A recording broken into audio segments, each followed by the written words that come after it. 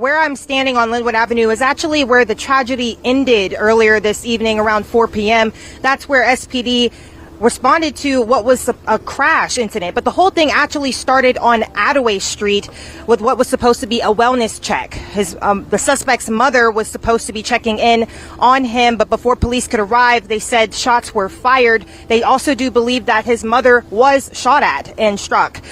They then got into a car, which led to a car chase down on Linwood Avenue. You can see here just the active scene of a bunch of units here. I can confirm that we did also see a coroner's van earlier this evening. Police confirmed that 4 people were shot. One of those 4 is now dead. Along the way, when they made it to Linwood Avenue in that car chase, that's the suspect chasing his mother in a car with 2 other people.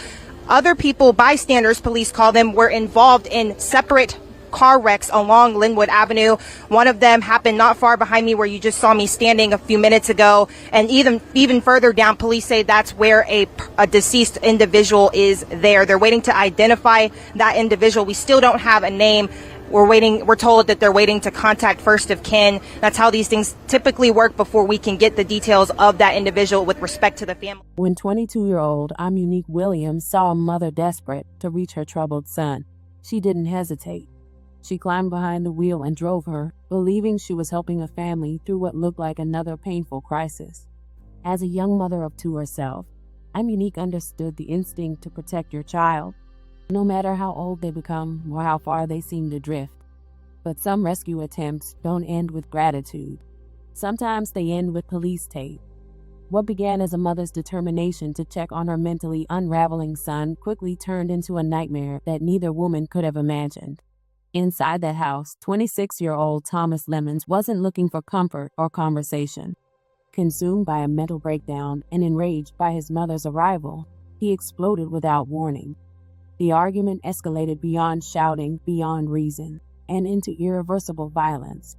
In a matter of moments, bullets replaced words, and lives that had nothing to do with his rage became casualties of it. By the time the gunfire stopped, 2 innocent people were dead, leaving another reminder that unchecked violence doesn't just destroy its intended target. It swallows anyone standing close enough to compassion. Welcome to the American Crime Femicide channel.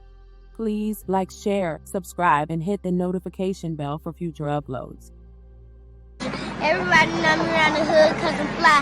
Mama is Tasha and I ride by her side. She sing like a bird and I'm the best you ever heard. I was coming first and never heard of being third. Say why this fool with me gotta be crazy to diss me. My name is Snooky Little Missy. There you go. What else? This my mama, don't play. Who else, Gary? What? Who else? According to her social media profile, Amunique was originally from Los Angeles, California, but most of the life she remembered was built in Shreveport, Louisiana. Her mother, Chuckie Williams, relocated the family. They're in search of something many parents spend their entire lives chasing. A place where raising children was a little more affordable and opportunities felt a little more within reach. While Shatasha eventually became known locally as a hardworking mother, her voice had already left its mark on hip-hop history years earlier. Fans of Bone Thugs and Harmony may recognize her as the vocalist behind the unforgettable chorus on the group's breakout single, Thuggish Ruggish Bone. The song became an instant classic, helping launch one of rap's most influential groups and contributing to an album that sold more than 5 million copies. Ironically, while millions of dollars flowed through the music industry, the woman whose voice helped introduce the record never received the financial security she deserved. The business aspect of it, I talked about at the top of the episode that, you hadn't been compensated for that record, not on the royalties.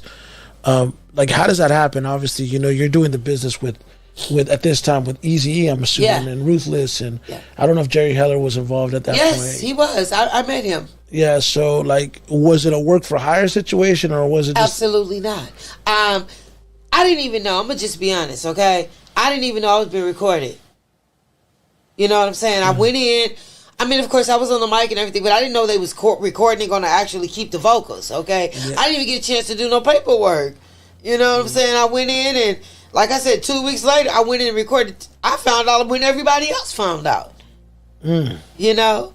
And that's the shady, you know, mess up part. They don't call it ruthless for nothing, though. It was ruthless, you know. Yeah. You know what I'm saying?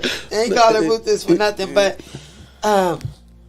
like I said, the experience and exposure is, you know, it's always good. And I enjoy working with the guys. But, you know, on the business aspect of it, I would have appreciated getting my fair share, you know? Absolutely. And I think, you know, being a young artist at that time, you know, you were just, I'm sure, I mean, you can correct me if I'm wrong, but when you finally heard the record go out, did it occur to you to be like, let me get the business right, or were you just happy to hear your voice? I was both. You know, you know, like, well, why didn't y'all tell me? So we had a meeting in the bathroom over at Ruthless Records, Bone and I. Well, in the bathroom, I'm just saying, we, you know, just happened to, like, isolate ourselves from the rest of the. So we go and we go. They're like, come on with us. So I go in. We talking in the bathroom and everything, and they're like, as soon as thank you so much, but as soon as this record hit and everything, we gonna take care of you. Gonna make sure you get your, you know, your money. We gonna get the business straight and everything. So that never happened.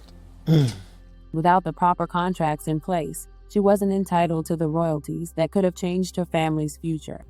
Shatasha later contributed vocals to additional records, including Scarface's Mary Jane, but after several unsuccessful attempts to secure a recording deal of her own, she made a decision many aspiring artists eventually face. She stopped chasing an industry that rarely rewarded talent fairly and instead focused on raising her children. Louisiana became a fresh start.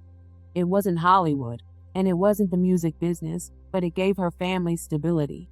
Among those children was her youngest daughter, Amunique, who inherited more than just her mother's love for music.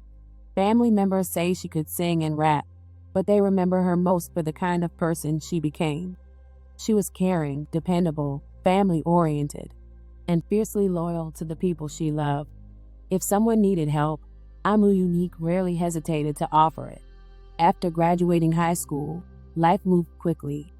Williams welcomed 2 children back-to-back, and motherhood became the center of her world. Like many young mothers, she balanced sleepless nights, diapers, and the daily responsibilities of raising 2 small children while still trying to build a future for herself. But unlike many people her age, she refused to put her ambitions on hold.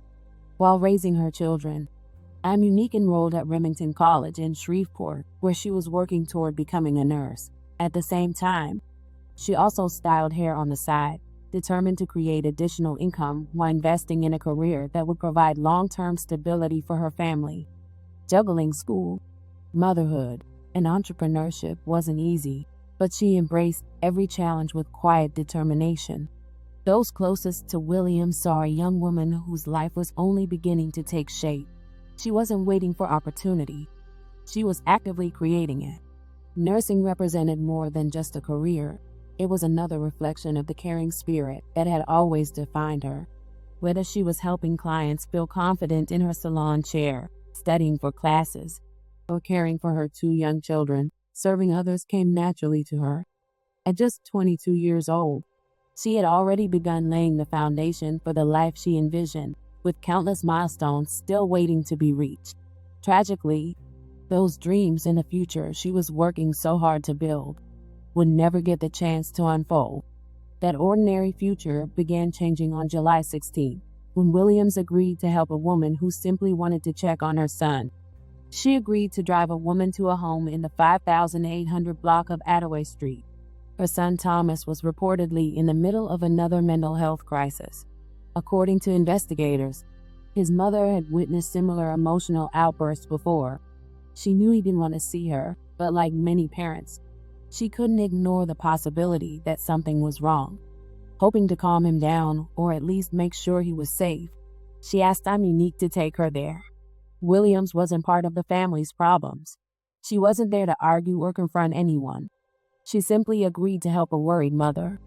Unfortunately, what began as an act of kindness quickly turned into a life or death situation. Investigators say Lemons became verbally aggressive almost immediately before his behavior escalated into physical threats toward his mother. The situation changed the moment she saw him grab a firearm. Realizing they needed to leave, both women rushed back to Imunique's vehicle and drove away. But leaving wasn't enough. According to police, Lemons jumped into his own vehicle and began chasing them while repeatedly firing into Williams' car. As bullets tore into the vehicle, Amunique lost control near the intersection of Vernon Street and Linwood Avenue. Her car crossed into oncoming traffic and collided with another vehicle driven by 57-year-old Chuckie Brooks. The crash was catastrophic.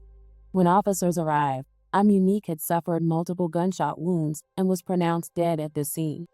Brooks was transported to the hospital in critical condition, but later died from his injuries. In only a matter of minutes, 2 innocent people had lost their lives because one man's violent outburst spiraled completely out of control. Where police are now calling this a domestic-related homicide.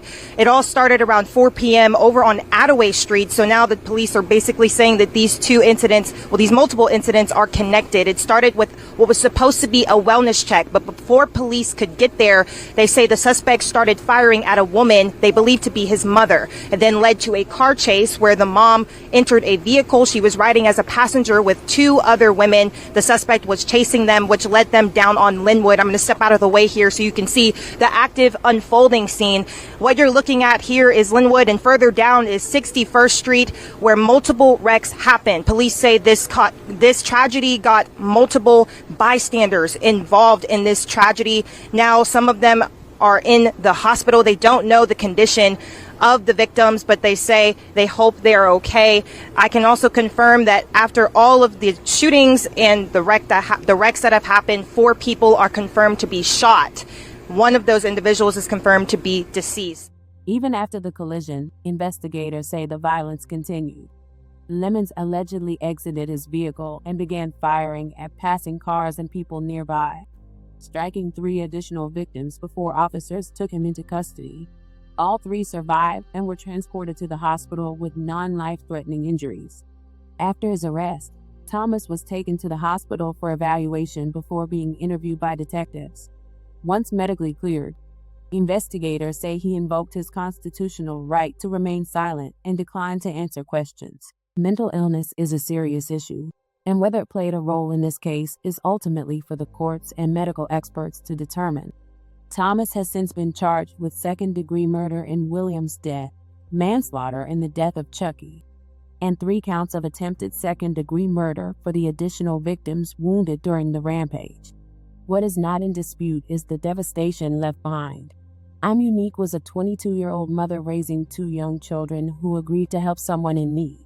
Chuckie was simply driving through the area when his life was forever changed. 2 families are now planning funerals instead of futures, while 2 small children must grow up with memories of their mother created by photographs instead of moments they were able to share with her. May Imunique Williams and Chuckie Brooks rest in peace.